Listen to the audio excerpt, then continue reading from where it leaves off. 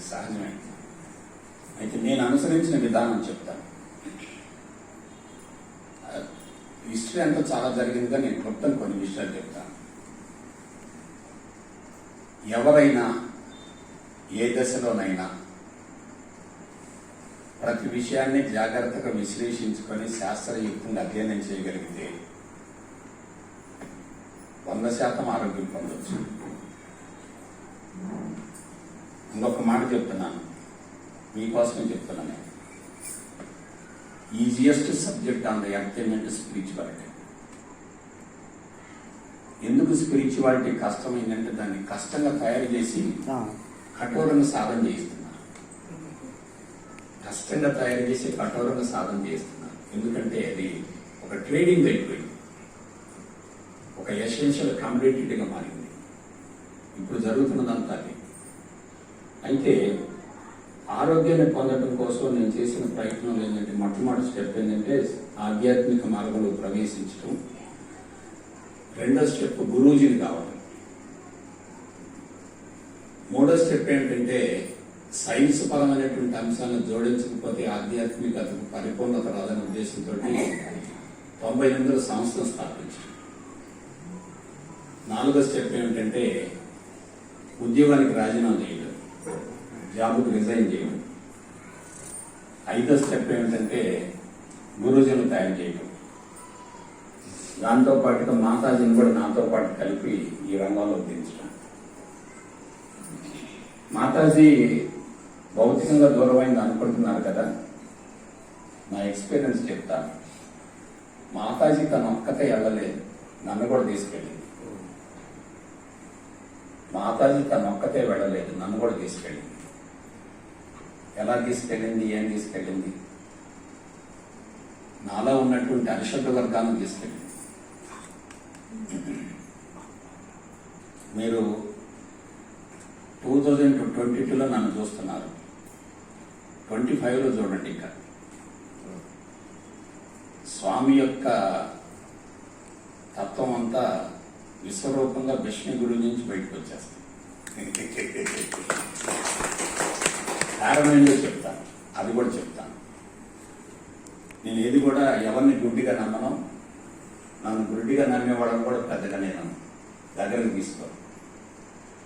2007 సంవత్సరంలో మా సంస్థలో ఒక అన్వాంటెడ్ ఇన్సిడెంట్ జరిగింది. ఏదైతే జరగకూడదు అది జరిగింది. అదేంటంటే కొంచెం క్యారెక్టర్ ఓరియంటెడ్ లైఫ్, ఆర్థిక పరమైన అంశాల్లో పారదర్శకత ఉండాలనే భావన నాకు ఎక్కువగా ఉండేది. మాతాజీ మేమిద్దరం కూడా అదే ఉద్దేశంతో సంస్థకి శ్రీకారం కావించడం జరిగింది. 2007 సంవత్సరంలో అసలు వినకూడనటువంటి వార్త విన్నాను సంస్థలో. అప్పుడు ఆ రోజు ఒక నైట్ అంతా నిద్రపోకుండా సంస్థను మూసేద్దామని చెప్పి నిర్ణయం తీసుకున్నాను. ఎందుకంటే సంస్థలో పారదర్శకత లేకుండా సంస్థ కలుషితంగా ఉండి కనుక దీన్ని కొనసాగించేటట్లయితే ఆ ఎఫెక్ట్ నా మీద పడుద్దనే భావంతో నేను ఆ నిర్ణయం తీసుకుంటే స్వామి ఒక మాట చెప్పారు, సంస్థ నాది అనుకో, నీ పని నువ్వు చేసుకో. డ్యూటీకి నర్సు ఏ విధంగా వస్తుందో ఆ విధంగా నీ పని నువ్వు పూర్తి చేసుకొని పక్కన కూర్చొని నడుపుకుంటానన్నాడు. ఈ ఒక్క మాట నాకు కొంచెం ఊతమిచ్చింది. ఎందుకు ఊతమిచ్చిందంటే సంస్థను స్థాపించాను, చివరి వరకు తీసుకెళ్ళాలి. సరే సంస్థను పక్కన పెడదాం, నాకు ఆరోగ్యం కావాలి ముందది. ఆరోగ్యం ఉన్న తర్వాత ఏమి లేకపోయినా పర్వాలేదు. ఆరోగ్యం పోయిన తర్వాత ఏమన్నా సరే మొత్తం బుడదలు పోసిన పని లేదు. ఆరోగ్యం పోయిన తర్వాత మనిషి డెత్ ఫోబియాలకు వచ్చేస్తాడు. షుగరో బీపో ఏదో ఒకటి లోపల పడ్డదనుకోండి, మనిషికి ఒక భయం, ఇది మరణ భయం, మరణ భయం, మరణ భయం, డెత్ ఫోబియా అంటారు. దానికోసం నేనేం చేసినంటే స్వామి యొక్క లిటరేచర్ ఒక 4 సంవత్సరాలు చదివాను. చదివిన తర్వాత నాకేమనిపించిందంటే స్వామి గురించి ఒక 4 మాటలు చెప్తాను. స్వామి పరిపూర్ణులు, త్రికాలజ్ఞులు, సర్వజ్ఞులు, సత్యదర్శకులు. పరిపూర్ణులు, త్రికాలజ్ఞులు, సర్వజ్ఞులు, సత్యదర్శకులు. స్వామికి తెలియదంటూ ఏమీ లేదంతే. అటువంటి స్వామితో సమకాలీనులుగా మనం జన్మించడమే మన అదృష్టం. అయితే స్వామితో భౌతిక సంబంధం ఏర్పరచుకోవటమా, స్వామి యొక్క అంతరంగాన్ని స్పృశించడమా, ఇది నా మనసులో పడ్డటువంటి. భౌతికంగా చూస్తే స్వామి ఒక రకంగా ఉపరితలంలో కనపడతారు. భావపరంగా విశ్లేషించుకుంటే ఎంతో కొంత మేరకు స్వామి యొక్క తత్వం అవగాహన అవుతుంది. కానీ భగవంతుడిగా భావించగలిగితే స్వామి యొక్క విశ్వానికి ప్రతిరూపంగా కనపడతారు. అందుకే నేను అది ఆలోచించాను. స్వామి నాకు ఒక క్లూ ఇచ్చాడు. ఆ ఒక్క మాట చెప్తాను. నేను భారతదేశంలో ఆధ్యాత్మికత అంతా కూడా అశాస్త్రీయంగా ఉందని స్వామి నోటితో చెప్పాడు. ఇది అహం సత్యబోధక అనే పుస్తకం చదవని మీద అందులో ఉంది. మెడిటేషన్ అంటున్నారు. అది ఎంత డేంజరస్ అని స్వామి చెప్పారు. ఆశించి కొనసాగించే ధ్యానాలు అతి ప్రమాదకరం అన్నాడు. ఆశించి కొనసాగించేటటువంటి ధ్యానాలు అతి ప్రమాదకరం అన్నారు. మరి పరిష్కారం ఏమిటంటే ఆయన చెప్పిన మాట ఏంటంటే, ఒక్క మాట ఇచ్చాడు నాకంటే, పరిపూర్ణ అద్వైత బ్రహ్మజ్ఞానం, ఇంటిగ్రేటెడ్ మోనస్టిక్ స్పిరిచువల్ నాలెడ్జ్. అది ఇస్తూ ఒక మాట చెప్పాడు, తానుగానే ఉన్నానని, తనలో ఎటువంటి మార్పులు జరగవని, తానుగానే ఉన్నానని, తనలో ఎటువంటి మార్పులు జరగవని, తన నుండి ఈ చరాచర జగత్తు ఆవిర్భవించి మళ్ళా తిరిగి తనలోనికి లయం చెందుతుందని తెలుసుకున్నవాడే అసలు శిశులైన బ్రహ్మజ్ఞానం.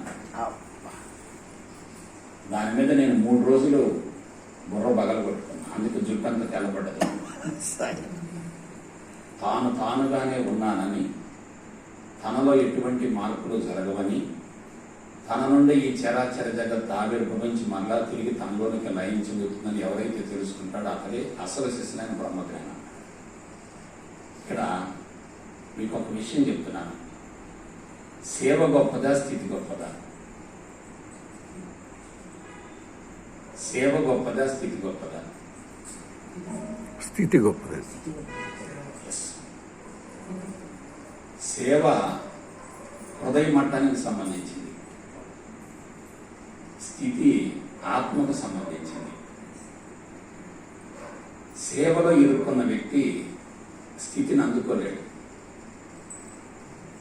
స్థితి కోసం పరితపించే వ్యక్తి సేవ చేయడు.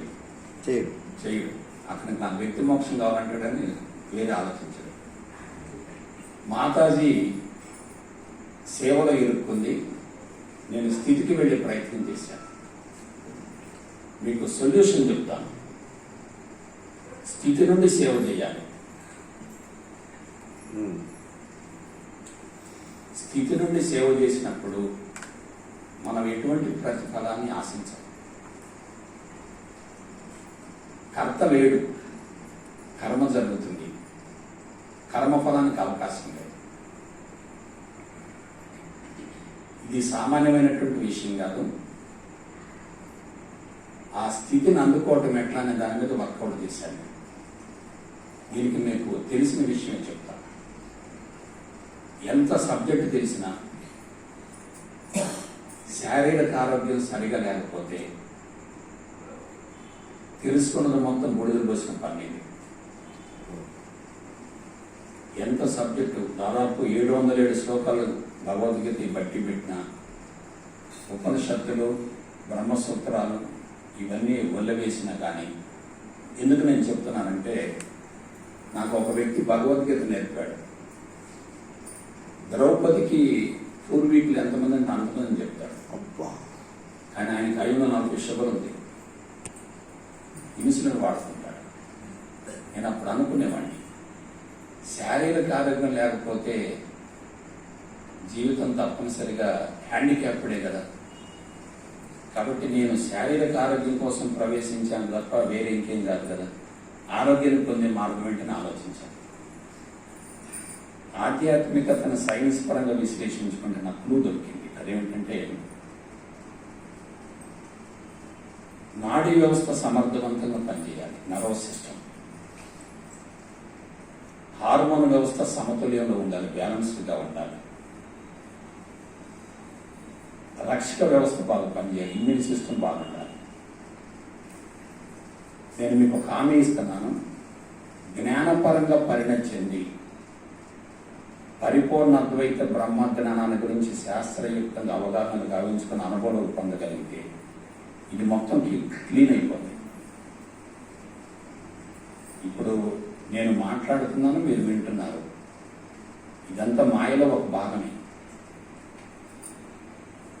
మాట్లాడేది భగవంతుడే, వినేది భగవంతుడే, భాష కూడా భగవంతుడే. సో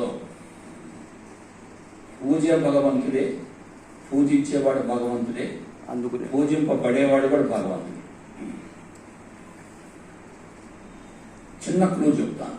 ఒక వ్యక్తి నిలబెట్టండి, అతనిలో ఏ జబ్బులు ఉన్నాయో మనం ఈజీగా చెప్పచ్చు, ఏ చక్రం మీకేందో చెప్పచ్చు.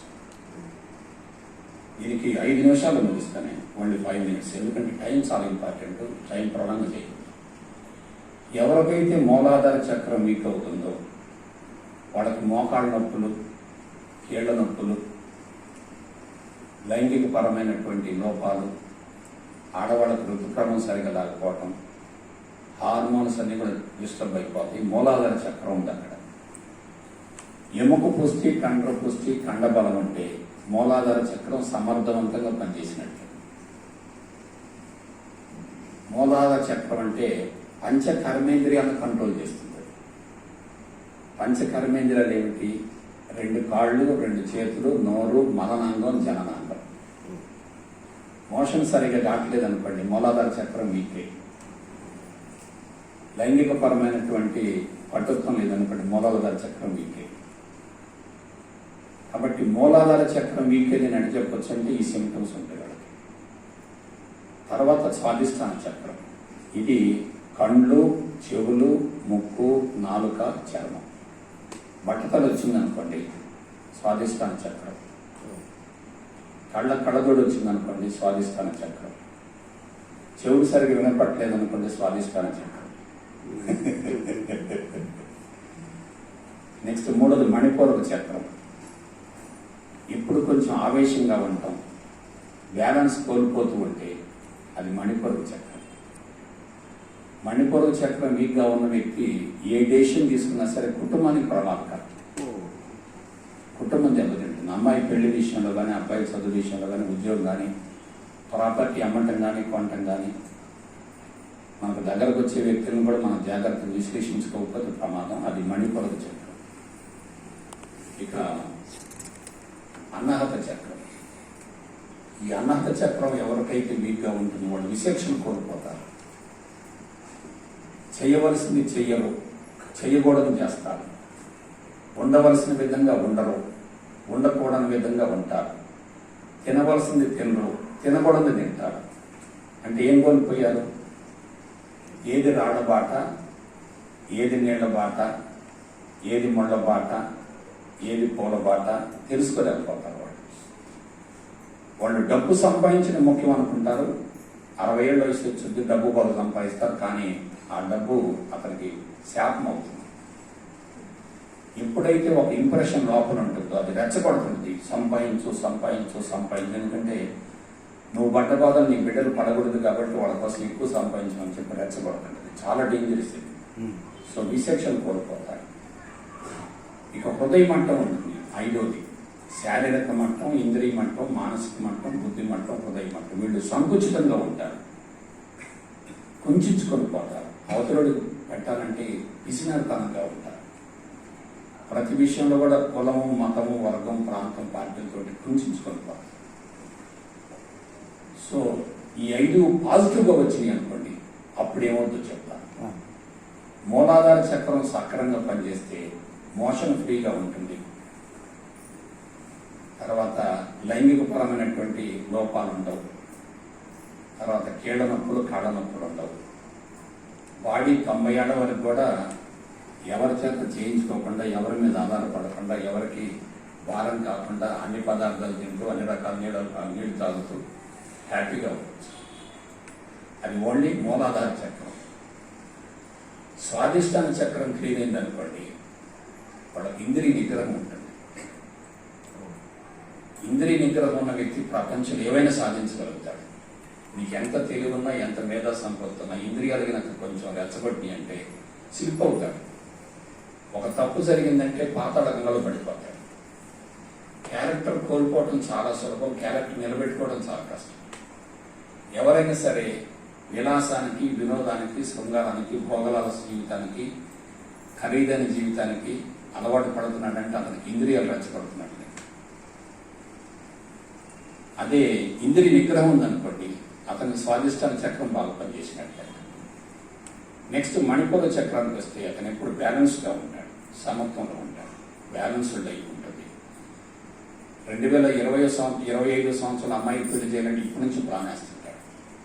అతను లాంగ్ టర్మ్ ప్లాన్ ఉంటుంది, ఎక్కడ ఒకరి చేత అనిపించుకోడు. ఎవ్రీథింగ్ సిస్టమేటిక్ ఉంటుంది. ఒక బిజినెస్ కావచ్చు, ఒక కార్యక్రమం కావచ్చు, చాలా బాగా చేసుకుంటాడు.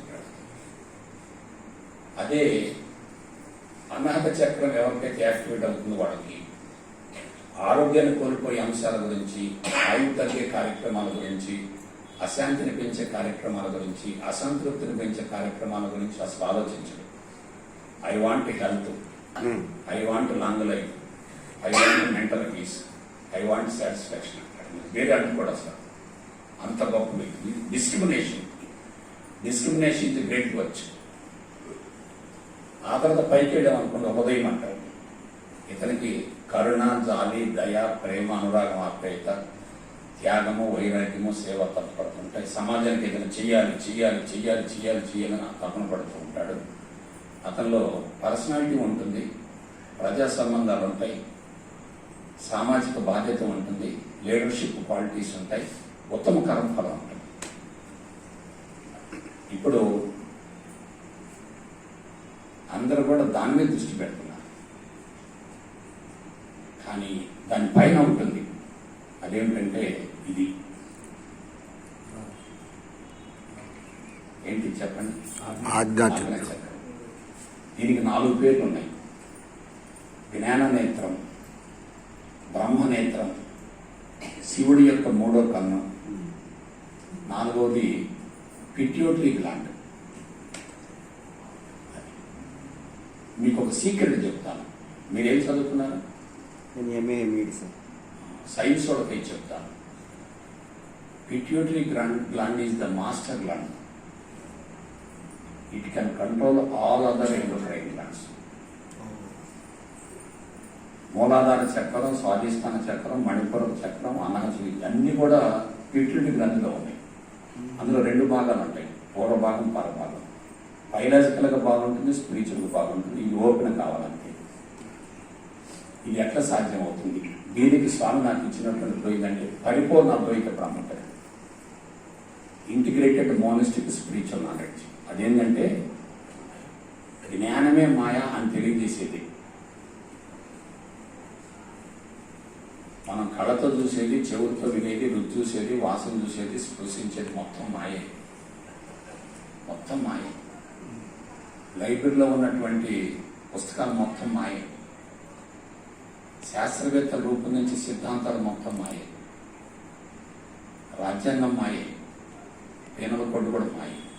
కానీ లౌక్యం కోసం వాడుకోవాలి. దీన్ని సైంటిఫిక్గా చెప్తాను, మీకు సైంటిఫిక్గా చెప్తాను. అన్నారనుకోండి, అప్పుడు ఏమవుతుంది? మెదడులో డీప్గా ఒక రంధ్రం పడుతుంది, డీప్గా పడిపోద్ది. ఎట్లా? ఒక దుర్వార్త విన్నావు, వెంటనే ఆ వార్త యొక్క ఎసెన్స్ బ్రెయిన్ సెల్స్లో లోపల పడిపోయింది. నెగిటివ్ ఆలోచనలు కానీ, నెగిటివ్ సంస్కరణలు కానీ లోతుగా ఉంటాయి, భారంగా ఉంటాయి, బరువుగా ఉంటాయి. వాటిని తొలగించడం చాలా కష్టం. నేను మారిపోయానండి అంటారు, లోపల అవన్నీ ఉన్నాయి, ఇంకా పైపైన మార్పు వచ్చిందండి. సో ఆ విధంగా నర్వస్ సిస్టమ్ డ్యామేజ్ అయిందనుకోండి, తదనుగుణంగా బాడీ ఆర్గాన్స్ మొత్తం డ్యామేజ్ అవుతాయి. దీనికి మీకు ఒక 2-3 ఎగ్జాంపుల్ చెప్తాను. ఎవరికైనా గుండె జబ్బు ఉందంటే it is not the fault of the heart, it is the fault of the cardiac centre present in the brain. అది ఇప్పుడు ఈ మైండ్ పని చేయలేదంటే అక్కడే ఎదుగుగా మనం ఈ స్విచ్ ఎక్కడుంది? అది పాయింట్. మనం శరీరానికి ట్రీట్మెంట్ ఇస్తున్నాం, it is wrong treatment and unscientific treatment and incomplete treatment. అందుకే మీరు గమనించండి, స్పిరిచువాలిటీకి వచ్చిన వాళ్ళలో చాలా మంది జ్ఞానపరంగా ఎదగకుండా సాధన చేసి ఉన్న జబ్బులు పోకపో కొత్త జబ్బులు తెచ్చుకుంటున్నారు. నేను చాలా మందిని చూశాను. ఎస్పెషల్లీ కొంతమంది జుట్టు రాలిపోవటం, కళ్ళ కింద నల్లటి ఉబ్బులు రావటం, జబ్బులు రావటం, కొత్త జబ్బులు రావటం, బైపాస్ సర్జరీ చేయించుకోవటం. మరి ఆరోగ్యం రానట్టే కదా. ఎవరికైనా చక్కెర వ్యాధి ఉందంటే it is not the fault of the pancreas, it is the fault of the pancreatic centre present in the. అది పాయింట్. ఇది తీసుకోండి. నేను మరొకసారి చెప్తున్నా, కరోనా పేషెంట్ మీ ముందు కూర్చున్నా సరే మీకు నర్వస్ సిస్టమ్ కరెక్ట్గా పనిచేస్తే, హార్మోన్ సిస్టమ్ కరెక్ట్గా పనిచేస్తే, ఇమ్యూన్ సిస్టమ్ కరెక్ట్గా పనిచేస్తే రాదు కరోనా. నేను మాతాజీతో కలిసి ఉన్నాక 4 రోజులు, 5 రోజులు, 10 రోజులు ఇద్దరం ఒకే బెడ్ మీద పడుతున్నాం. ఆమె కరోనా ఉంది, నాకు కరోనా లేదు. కరోనా వల్ల మాతాజీ నాకు రాలే. ఇప్పుడు బాడీ ఎలా ఉండాలి?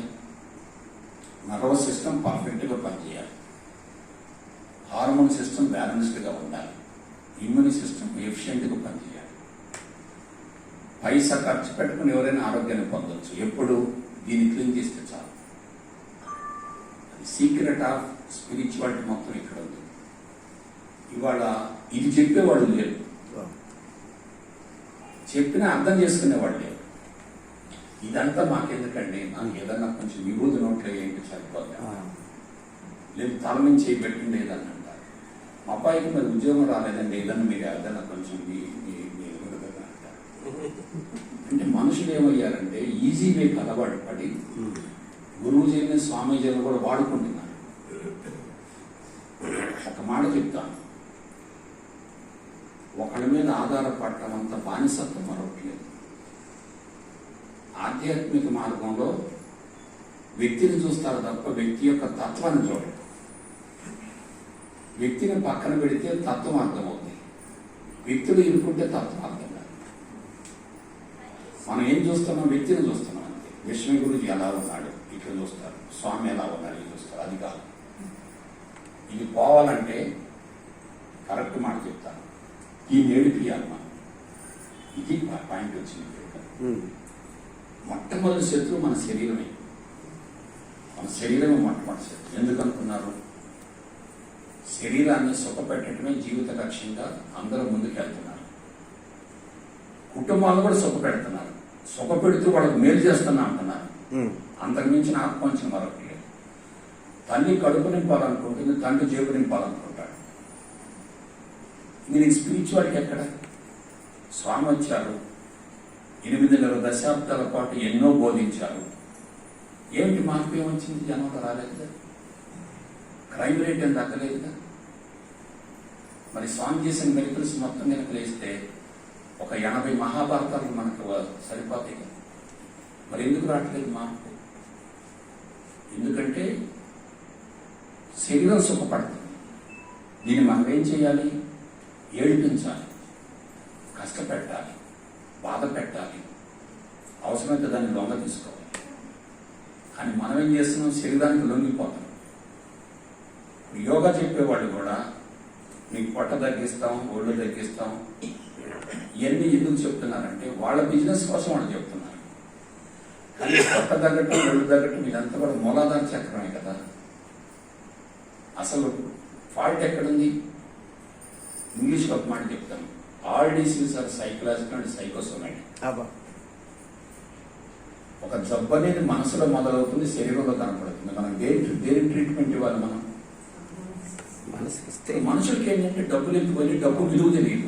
కష్టపడ్డోడికి డబ్బు విలువ తెలుస్తుంది, కానీ సుఖపడేవాడికి విలువ తెలుస్తుంది. మనకి లీగల్గా హక్కు ఉందండి. ఒక జాబ్ చేస్తున్నాడు, 1 రోజుకే 18,000 ఇస్తారు. లోపల ఏసీలో కూర్చున్నాడు, ఆఫీసులో 1,25,000 ఇస్తారు. వీడన్ని 9ంటికి రావాలి, మొత్తం తొడవాలి, కాఫీ కప్పులు ఇవ్వాలి, వాటర్ ఇవ్వాలి. వీడికి ఇచ్చేది 18,000, 20,000 ఇస్తారు. ఆఫీసర్కి ఎంత? 1,10,000 ఇస్తారు. ఎందుకు? అతనికి లీగల్ రైట్ ఉంది. ఇతను 4th క్లాస్ ఎంప్లాయీ.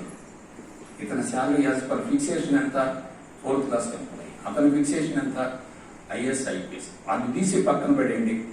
ఇవన్నీ మనకొద్దు నాన్న, కాంట్రవర్సీ వద్దు. అసలు మానవుడి యొక్క జీవిత లక్ష్యం సుఖపడటమా, ఆనందంగా జీవించటమా? ఆనందంగా జీవించడం. ఎక్కడుంది ఆనందం? లేదు. సుఖాన్ని కొనుక్కుంటున్నారు, ఆనందాన్ని అమ్ముకుంటున్నారు. సుఖాన్ని కొనుక్కుంటున్నారు, డబ్బుతో కొనుక్కుంటున్నారు సుఖాన్ని. మరి ఏం పోగొట్టుకుంటున్నారు? ఆనందం లేని చోట అసంతృప్తి ఉంటుంది కదా. అందుకే మీరు మొత్తం చూసుకోండి, మొత్తం బాబా భక్తులు కూడా తిరగండి. ఇంకా ఏదో నాకు రాలేదు, ఇంకా ఏదో నాకు రాలేదు, ఇంకా ఏదో నాకు రాలేదు, ఆ స్థితి రాలేదు, ఇంకా ఎదగాలి, ఇంకా ఎదగాలి. విష్ణు గారు బాగా చెప్తున్నారు, ఆయన బాగా చెప్తున్నాడు, ఈయన బాగా చెప్తున్నాడు. కంపేర్ చేసుకుంటున్నారు. Comparison is nothing but ego. Compare చేసుకోవటం అనేది ఈగో. కాబట్టి ఇప్పుడు ఎలా ఉందండి పరిస్థితి? ఇప్పుడు మీకు లాస్ట్లో 2 మాటలు చెప్పి ఆపేస్తాను. ఇంకా ఆధ్యాత్మిక తృష్ణ పెరుగుతుంది, ఆధ్యాత్మిక ఆకలి పెరుగుతుంది, ఆధ్యాత్మిక తపన పెరుగుతుంది. మనుషులు ఎలా ఉన్నారంటే చెట్లు లేనటువంటి పడవలాగా ఉన్నారు. ధనవంతుడికి మనశ్శాంతి లేదు, పేదవాడికి కూడా మనశ్శాంతి లేదు. భార్యాభర్తల సంబంధం సరిగా లేదు. కుటుంబ వ్యవస్థ కుళ్ళిపోతా ఉంది. పెళ్లి అవుతుంది, కరెక్ట్గా 2 నెలలకు మన విడాకులు అంటున్నారు. దీని అంతటా మూలం ఏంటంటే సుఖపడేటటువంటి వ్యక్తులు కష్టపడటానికి ఇష్టపడకనే విడాకులు కోరుకుంటున్నారు. అమ్మగారింట్లో 9 దాకా లేవదు అమ్మాయి, అత్తగారింటికి పోతే 5ంటికి లేవాలి కదా. వాళ్ళు ఎందుకు ఒప్పుకుంటారు లేవకపోతే? ఈ అమ్మాయికి మరి అలవాటైంది 9 దాకా పడుకోవడం, గారాబంగా పెరిగింది. మనుషులు ఏమయ్యారంటే మోహానికి ప్రేమకు మధ్య తేడా తెలియట్లేదు. మోహం వేరు, ప్రేమ వేరు. మోహం అనేది అటాచ్మెంట్, ప్రేమ అనేది ఫ్రీడమ్ ఇస్తుంది. ఇంకొక మాట చెప్తున్నాను, ప్రపంచాన్ని ప్రేమించు ప్రేమించు ప్రేమించు అంటారు. తప్పు. ముందు నిన్ను నువ్వు ప్రేమించుకో. ఫస్ట్ నిన్ను నువ్వు ప్రేమించుకో. నీలో కామం ఉంటే ఎట్లా ప్రేమిస్తావు? క్రోధం ఉంటే ఎట్లా ప్రేమిస్తావు? లోపం ఉంటే ఎలా ప్రేమిస్తావు? మదం ఉంటే ఎలా ప్రేమిస్తావు? మాత్సర్యం ఉంటే ఎలా ప్రేమిస్తావు? కాబట్టి దేన్ని క్లీన్ చేయాలి? ఒక మాట చెప్తున్నాను, ఆత్మ ప్రేమ నుండి విశ్వప్రేమ వస్తుంది తప్ప ఆత్మ ప్రేమ లేకుండా విశ్వప్రేమ కాదు. నిన్ను నువ్వు క్లీన్ చేసుకుంటే ప్రపంచం ఎలా కనపడుతుంది? Simple technique. కానీ మనం జనాన్ని మారుద్దాం అనుకుంటున్నాం. వాళ్ళు ఎందుకు మారుతారు? వాళ్ళు మన ప్రాపర్టీ కాదు కదా. ఇది పట్టుకున్నా నేను 2015కి ఫస్ట్ స్టెప్ నాకు బాడీ క్లీన్ అయింది. 2018కి దాదాపు 80 to 90% క్లీన్ అయింది. 21 వచ్చేసరికి బాడీ అంతా క్లీన్ అయింది. మాతాజీ గారు ఏం చేశారు? నేను సేవ చేసుకుంటాను, ఇంకా అంతకుమించి నాకు అవకాశం లేదు అని ఆమె హృదయ మట్టం ఆగిపోయారు. కానీ నేనేం చేశాను? హృదయ మట్టం ఆగిపోతే సంస్థ నిలబడదు. ఎందుకంటే నాయకుడు పర్ఫెక్ట్గా ఉంటేనే సంస్థ పగడబంది నడుస్తుంది. నాయకుడు వీక్నెస్ ఉంటే సంస్థ నడవదు కదా. నేను దీనికోసం వెళ్ళాను. సో రాబోయే 10 సంవత్సరాలలో ప్రపంచవ్యాప్తంగా అనేక ఘోర కృత్యాలు జరగబోతున్నాయి. ఇక్కడ ఉక్రెయిన్ రష్యా యుద్ధం అనేది ఆగిపోదు. అది ప్రపంచ యుద్ధానికి దారితీస్తుంది. హిట్ కొడితే అన్ని దోమలు చచ్చిపోతాయి. విశ్వం మంచి దోమంటే ఆపమంటే ఎవరు ఆపరు, మొత్తం అన్ని పోతాయి. సో భవిష్యత్తు ఎందుకు తయారైందంటే వనరులు పడిపోతున్నాయి, కోరికలు పెరుగుతున్నాయి. వనరులు ఏమవుతున్నాయి? తగ్గుతున్నాయి. పిండి లేకుండా రొట్టె రావాలంటారు, ఎక్కడి నుంచి వచ్చింది రొట్టె? ఇప్పుడు ఈ ఆధ్యాత్మిక మార్గంలో ఉన్నవాళ్ళంతా కూడా కార్పొరేట్ పీపులే కదా. కష్టపడేవాళ్ళు ఎవరు? కష్టపడటం లేదు కదా. ఇంకా ఎంత రావాలని కోరుకున్నారు తప్ప నాకు వచ్చింది సరిపోతుందనే భావం లేదు. సంతృప్తిని మించిన సంపద ఉంది. కాబట్టి నాకు తెలిసిన ఒకే ఒక నగ్న సత్యం చెప్తాను. పరిపూర్ణ అద్వైత బ్రహ్మ జ్ఞానానికి అనుకూలం పొందితే 1 కోటి రూపాయలు వచ్చి నీకు సంతోషం లేదు, 1 కోటి రూపాయలు పోయిన బాగా లేదు. ఒక తన బంగారం ఎదురుగా పెట్టినా సరే అతనికి దాని మీద కోరికూడదు. నేను ఒక్క మాట ఆడతాను, జీవితం విలువ తెలిసిన వ్యక్తికి డబ్బు విలువ లేనిదిగా కనపడుతుంది. జీవితం విలువ లేని వ్యక్తికి డబ్బే కైలాసం అంతా తల మీద పెట్టుకుంటారు. అందుకే భార్య భర్తల మధ్య గొడవలే, అన్నదమ్ముల మధ్య గొడవలే, తండ్రి కొడుకుల మధ్య కూడా గొడవలే. ఎందుకలా జరిగిందంటే సుఖపట్టమే జీవిత లక్ష్యం అనుకుంటున్నారు. మొత్తం తీసుకోండి, మొత్తం టోటల్ యోగాకు వచ్చే వాళ్ళందరూ చూడండి, వాకింగ్ అంటారు, స్విమ్మింగ్ అంటారు, లాఫింగ్ అంటారు, జిమ్ములు అంటారు, ప్రాణాయామం అంటారు, ధ్యానం అంటారు. ఇదంతా ఏంటి? మరణ భయం, చచ్చిపోతాననే భయం, మరణ భయం, రుగ్మత భయం, ఆర్థిక భయం. ఈ 3 భయాలతో పట్టుకుపోతున్నారు. సో లాస్ట్లో ఒక మాట్లాడతాను. 2030 నాటికి స్వామి తత్వం ప్రపంచవ్యాప్తం అవుతుంది. నేను మరోసారి చెప్తున్నాను, స్వామిని గురించి నేను నూకడ్ కార్నర్ రీసెర్చ్ చేశాను. అసలు స్వామితో ఎవ్వరూ దేనికి సరిపోరు. స్వామితో ఎవ్వరు దేనికి సరిపోరు. స్వామిని భౌతికంగా చూసిన అంత మాయలో ఉన్నట్లే. స్వామి యొక్క అంతరంగాన్ని స్పృశించిన వ్యక్తే ఆధ్యాత్మికంగా ఎదుగుతాడు. స్వామి యొక్క హిస్టరీ ముఖ్యం కాదు, స్వామి యొక్క మిరకల్స్ ముఖ్యం కాదు, స్వామి ఏ విధంగా మిరకల్ చేస్తున్నాడని ముఖ్యం. నేను ఒక చిన్న ఎగ్జాంపుల్ చెప్తాను. బోర్ పడుతుందా? 2 minutes. ఒక గ్రామానికి ఒక సాధువు వచ్చాడు. ఒక గ్రామానికి స్కూల్లో కూర్చున్నాడు. వచ్చే వాళ్ళందరినీ ఆశీర్వదిస్తున్నాడు.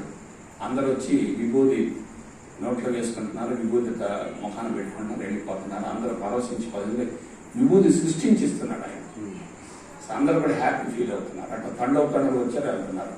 ఒక అతను అంత దూరంలో కూర్చొని ఇదంతా చూస్తున్నాడు, తతంగంతా చూస్తున్నాడు. అందరు వెళ్ళిపోయిన తర్వాత ఈ సాధువు ఏం చేశాడు, బాబు నువ్వు కూడా రా, నీకు ఆశీర్వదిస్తానని చెప్పంటే వచ్చాడు. వస్తే విభూతి తీసి పెట్టాడు. ఎందుకండి, కట్టెల పోయండి మా ఇంట్లో ఉంది, రోజు 1 కిలో బోడిద వచ్చింది, ఆ బోడిదికి మీ బోడికి తేడా ఉందండి, నాకెందుకండి ఇదంతా అన్నాడు. ఒక వీడియో గట్టి కూడా అని చెప్పి అంతా వెంటనే చేసింటే ఒక ఉంగరం తీసి ఇచ్చాడు. ఆల్రెడీ చేతికి 2 ఉంగరాలు ఉన్నాయండి, ఇంకా 3వ ఉంగరం ఎక్కడ పెట్టుకోవాలని, నాకెందుకండి ఉంగరాలు అన్నాడు. మరి బాబు వీడియో సామాన్యుడు కదా అని చెప్పి అనుకుని కొద్దిసేపు ఉన్న తర్వాత గొలుసు తీసి ఇచ్చాడు.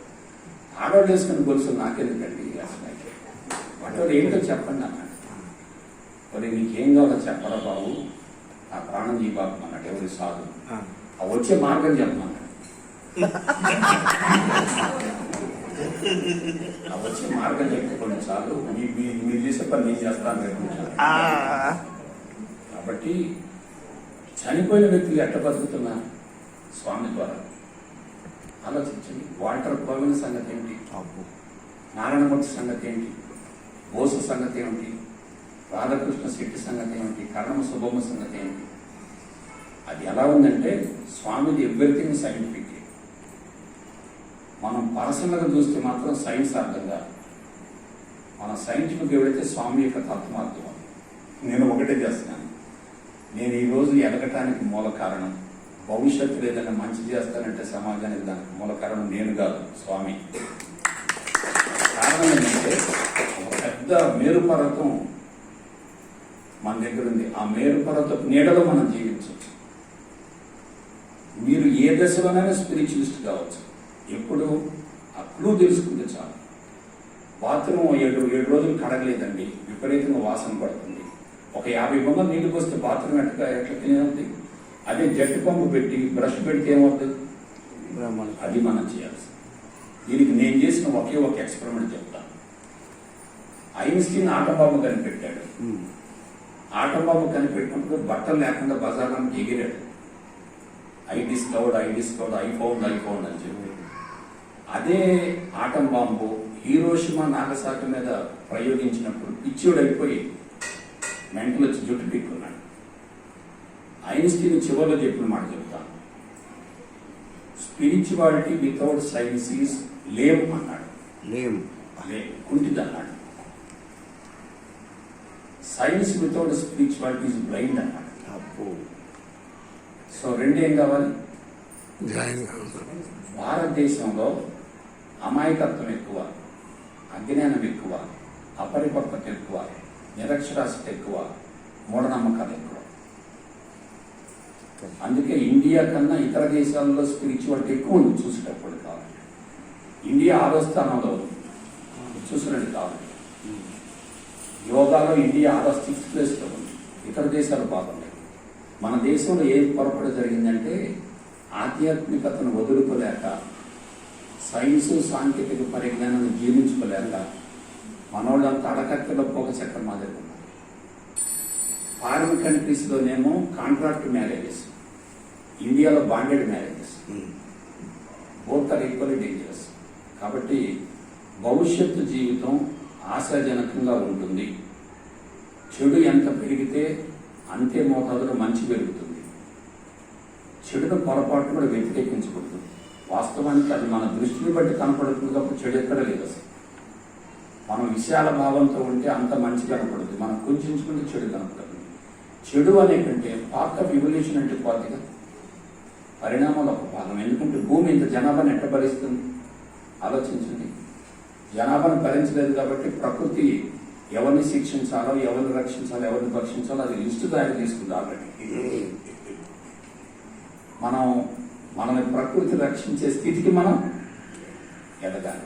దానికి ఇంకొక మాట చెప్పి ఆపేస్తాను. ఇది భిక్షమయ్య ద్వారానో, ఎక్స్ ద్వారానో, వై ద్వారానో జరగదు. ఒక యూనివర్సల్ ఫోర్సే తయారు చేసుకుంది. యూనివర్సల్ ఏంటంటే నెగిటివ్ పెరుగుతుంది అనుకోండి, దాని కరస్పాండింగ్ మోతాదులు ఏం కావాలి. అది మనం ఏం చేస్తామంటే భిక్షమయ్య గారి ద్వారా మారుతుంది, లేకపోతే గణపతి సజ్జన ద్వారా మారుదాం, తప్పు. అది కాదు. ఒక యూనివర్సల్ ఫోర్స్ ఏం చేస్తాడంటే నెగిటివ్ పెరుగుతున్నప్పుడు కరస్పాండింగ్గా అంతే ఏం లేదు ఇందులో. అక్కడ నెగిటివ్ ఎంత శాతం ఉంటుందో పాజిటివ్ లేదు. కోప్పడే వ్యక్తిలో భయం ఉంటుంది, భయపడే వ్యక్తిలో కోపం ఉంటుంది. భయాన్ని అణిచివేస్తే అది కోపం అవుతుంది, కోపాన్ని వ్యక్తీకరిస్తే భయం అవుతుంది. భార్యను 2 దెబ్బలు కొట్టామనుకోండి కోపం మీద, మళ్ళీ బయటకు వచ్చి ఏం చచ్చిపోద్ది, ఏం పోడు, దాన్ని గురేసుకొని చచ్చిపోవచ్చు కదా, ఏమవుతుంది మరి నా పరిస్థితి ఏంటని భయపడతాడు. అంటే కోపడని పక్కనే ఉంది భయం ఉంది. భయం అణుచుకుంటే ఏమవుతుంది, భర్త తిడుతున్నాడు వారం రోజుల నుంచి, ఉండి ఉండి ఒకసారి బరస్ట్ అవుతుంది. ఎందుకు ఆ భయం ఏమైంది, కోపంగా మారి. సో ప్రతిదీ 2 ఉంటాయండి.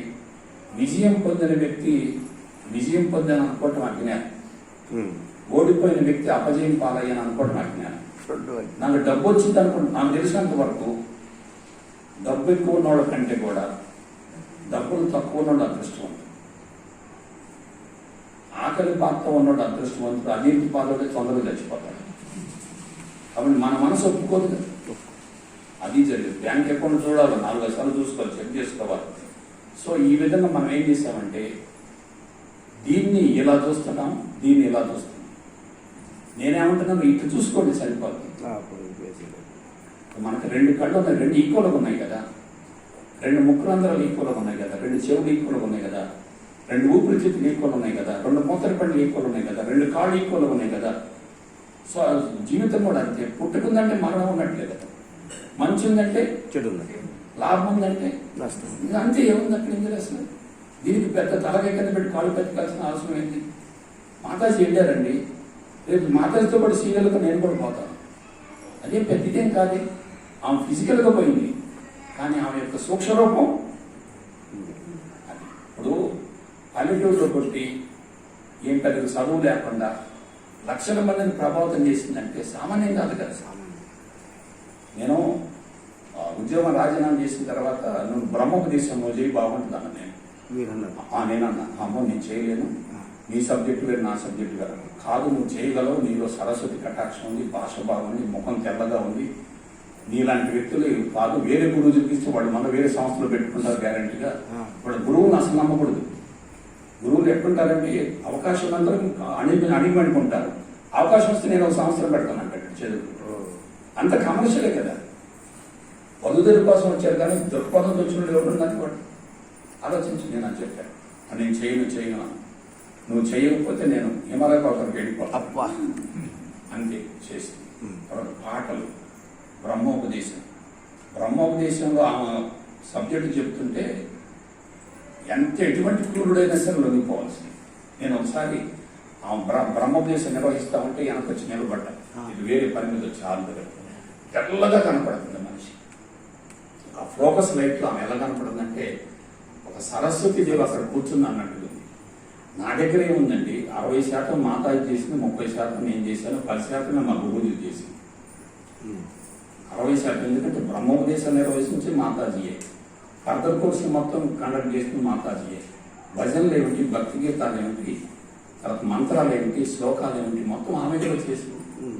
ఆ మొత్తం దారపోసింది. లాస్ట్లో నా పాత్ర నా చేతిలో పెట్టింది, నువ్వు ఇక్కడ నుంచి జాగ్రత్తగా ఉండు, నేను తయారు చేసిన పాయసాన్ని నా బిడ్డలకు పంచమని చెప్పి వెళ్ళిపోయింది. పోతూ నన్ను ఏం చేసింది, నీలో కామం కానీ, క్రోధం కానీ, లోపం కానీ, మోహం కానీ ఏమి ఉండకూడదు, ఇక్కడ నుంచి స్వచ్ఛంగా జీవించమని చెప్పి ఆదేశించింది, వెళ్ళిపోయింది. ఆమె నాకు భార్యనే కంటే నాకు దేవత అంటే కరెక్ట్ మాట సరిపడుతుంది. కాబట్టి భార్యాభర్తల సంబంధం ఎలా ఉండాలనేది మాతాజీ నన్ను చూస్తే అందరికి అర్థమైపోయింది. ఎందుకంటే ఒక పేద కుటుంబంలో పుట్టి సామాన్యమైనటువంటి జీవితాన్ని గడిపి 2 రాష్ట్రాల్లో దాదాపు లక్షల మందికి మేము బ్రహ్మోదేశం, లక్షల మంది ఏ ఊరి పేరు చెప్తే కానీ అక్కడ మనవాళ్ళు ఉంటారు కాబట్టి బిడ్డలారా, కొంచెం ఎక్కువసేపు మీకు శ్రమ కల్పించినందుకు నన్ను క్షమించండి, మన్నించండి. నేను మీకు ఒకే విషయం చెప్తున్నాను, సులభమైనటువంటి ఆధ్యాత్మికతను కష్టంగా చేసుకోవద్దు, కఠోర సాధన వద్దు, రుచులు అణుచుకోవద్దు, కుటుంబానికి దూరంగా ఉండొద్దు, కుటుంబ బాధ్యతలు సక్రమంగా నిర్వహించడమే సాధన. భార్యాభర్తలు ఇద్దరి మధ్య ఉన్నటువంటి అహంకారాన్ని కలిగించుకోవటమే యోగం అంటే. భార్యాభర్తలు కలిసి ఉన్నారు అనుకోండి, అది యోగమే కదా. అద్వైతం అంటే ఇద్దరు 2 కలిస్తే అద్వైతమే కదా. సో ఆ విధంగా భవిష్యత్తులో సంస్థ నుంచి అద్భుతమైన టెక్నాలజీ రాబోతుంది. నేను ఒక విషయం చెప్తాను, లాస్ట్ మాట. ఫిజికల్ సర్వీసెస్ పెద్ద వాల్యుబుల్ కాదు. మీరు బట్టలు ఇచ్చినా, భోజనం పెట్టినా ఏముంది, వాడు ఎప్పుడు ఇస్తారా ఏమో అంటారు. అట్నే ఓరల్ సర్వీసెస్ కాదు, ఈ చెవులో వింటాడు, ఈ చెవులో పోతుంది. కాబట్టి మెంటల్ సర్వీసెస్ బెటర్, కానీ స్పిరిచువల్ సర్వీసెస్ సజెస్ట్. స్వామి స్పిరిచువల్ సర్వీసెస్ చేశాడు. స్వామిది అంతా కూడా ఆత్మ దృష్టి, స్థూల దృష్టి కాదు, సూక్ష్మ దృష్టి కాదు, సమదృష్టి కాదు, దివ్య దృష్టి కాదు, ఆత్మ దృష్టి. అందుకే స్వామి ఒక్కసారి కదా కళ్ళతో చూశాడంటే అతని శక్తిపాతం అందినట్టే. నాకు అదే చూశాడు. నా దగ్గర అంత నెగిటివ్ మైండ్ కదా, నీకేం పర్లేదు, నువ్వు భవిష్యత్తు. ఒకసారి ఒక మాట వాడాడు, నాకు స్వామి మీద కోపం కూడా వచ్చింది. ఏమన్నాడు, రామకృష్ణ పరమహంసలో ఉన్నటువంటి అంతర్గత శక్తి, రమణ మనిషిలో ఉన్నటువంటి మౌన శక్తి, బుద్ధుడిలో ఉన్నటువంటి త్యాగ నిరతి, వివేకానందులో ఉన్నటువంటి కృషి పట్టుదల పరాక్రమం, అర్జునుడు ఉన్నటువంటి పరాక్రమం, ఈ మొత్తం కలిసి ఒక విషయం అయ్యాడు అన్నాడు. అప్పుడు నేను స్వామికి మధ్య ప్రకటించింది అనుకున్నాను, కానీ 2025లో నేను చూపిస్తాను. ఎందుకంటే ఈ బాడీలో టాప్ టు బాటం మొత్తం ఎవరున్నారంటే స్వామి ఉన్నారు. ఎలా ఉన్నాడు, ఆయన వ్యక్తి కాదు, శక్తి కాదు, వస్తువు కాదు, పదార్థం కాదు. స్వామి నేను, నేనే స్వామి. స్వామికి నాకు తేడా లేదు. మీరు కూడా అంటే nobody is inferior, nobody is superior, all are same. All are same అనుకుంటే సమదృష్టి, సుపీరియర్ ఇన్ఫీరియర్ అనుకుంటే అక్కడ మళ్ళీ ఇన్బ్యాలెన్స్. కాబట్టి ఈ కాన్సెప్ట్ ని ప్రపంచంలో తీసుకెళ్ళటంలో స్వామికి నేను ఒక ఉపకరణంగా ఉపయోగపడతాను. అందుకని ఎక్కువ చెప్పలేను. ఎందుకంటే అవధూతల స్థితి నుంచి బోధన చేస్తే ఆ బోధన అమృత గుడికలు అవుతుంది. అవధూతల స్థితి నుండి బోధన చేస్తే ఆ బోధన అమృతం అవుతుంది. ఇవాళ అవధూతల స్థితి కాదు, కేవలం నోటితో చెప్తున్నాను. అనుభవంతో చెప్పటం వేరు, కేవలం నోటితో చెప్పటం లేదు. అనుభవంతో చెప్పింది ఏదైనా సత్యం అవుతుంది, నోటితో చెప్పింది ఏదైనా సరే మాటలు కారడి అవుతుంది. మాటలు కారడి ఇవ్వడం, నేను చెప్పేది కానీ మీరు చెప్పేది కానీ నేను ఇంటర్నెట్ లేదో ఏంటి, మొత్తం గొప్పలు ఉంది, తమిళ కొద్ది సమాచారం. కానీ అనుభవంలోకి ఎంత వచ్చిందనే చాలా. కాబట్టి ఆ విధంగా ముందుకెళ్దాం. నేను 2024 తర్వాత you will see a different personality in Deeksha. ఒక పర్సనాలిటీ వస్తాడు. నా తుది శ్వాస వరకు స్వామి యొక్క ఒక మాట వాడతాను. స్వామి ఒక మాట చెప్పాడు, భారత ఆర్ష హృదయాలలో వేదశాస్త్రాలను పునఃప్రతిష్ఠ చేసి వాని పట్ల ప్రజలలో అభినివేశాన్ని కల్పించడం నా జీవిత లక్ష్యం. ఎన్ని ఆటంకాలు ఎదురైనా నా లక్ష్యం నెరవేరక మారదు అన్నాడు. 85 సంవత్సరం వెళ్ళిపోయాడు. 85 నుంచి నన్ను మోడు చేసుకుంటున్నాడు. సో ఇది ఇంకా 2 yearsకి మేనిఫెస్టో. ఎందుకంటే విత్తనం మొదలైంది కదా, ఆ విత్తనం ఏం కావాలి, మొక్క కావాలి. విత్తనగా ఉన్నప్పుడు భూమిలో ఉంటుంది, అది మొక్క అయినప్పుడు సో స్వామి యొక్క ఆశయ సాధన కోసం మనందరం కలిసి కట్టుగా పనిచేద్దాం. మన కోసం చేసేదే మనకు ఉపయోగపడుతుంది. స్వామి కోసం చేస్తున్నామని మాట్లాడకుండా మన కోసం మనం చేసుకుందాం. మనం ఆరోగ్యాన్ని బాగుంటే అందరికీ ఆరోగ్యాన్ని ఇస్తాం. మనం అసంతృప్తిగా ఉంటే అసంతృప్తిని ఇస్తాం. అసంతృప్తినిస్తే ఎవరు స్వీకరిస్తారు? మీరు ప్రసన్నం చేశారు, నేను ప్రసన్నం చేశాను, ఇంట్రెస్ట్ ఉంటే కూర్చుంటాం, లేకపోతే బోర్ కొట్టిందని వేసిపోతారు. అది జరిగింది. ఓకే, జై గురుదేవ్. స్వామి యొక్క అంతరంగాన్ని స్పృశిస్తూ మీరు ఆధ్యాత్మికంగా ఎదిగి మీలాంటి వ్యక్తులు ఒక పెద్ద పిల్లర్స్ లాగా తయారు కావాలి. ఎందుకంటే మీకు భాష ఉంది, సమర్థత ఉంది, ఎక్స్ప్రెషన్ ఉంది, వొకాబులరీ ఉంది. ఇవన్నీ ఉన్నప్పుడు తత్వాన్ని పట్టుకోవడానికి వేరే ఏమవుతుంది? అది పట్టుకున్నారంటే ఇక almost you will become pioneer. ఆ విధంగా మనం ముందుకెళ్దాం. భవిష్యత్తులో సేవా సదన్ కూడా అందుకు కేంద్రం కావాలని చెప్పి అందరం సంకల్పం పెట్టుకుందాం. సో ఈరోజు ఈ కార్యక్రమానికి మీరంతా హాజరై నన్ను నేను మోడల్ చేసుకోవడం కోసం నేను చెప్పినటువంటి విషయాలు మీరు శ్రద్ధగా విన్నారు కాబట్టి మీకు అందరికీ హృదయపూర్వకంగా కృతజ్ఞతలు, ధన్యవాదాలు తెలియజేసుకుంటూ సెలవు తీసుకుంటాను. జై గురుదేవ్, జై గురుదేవ్.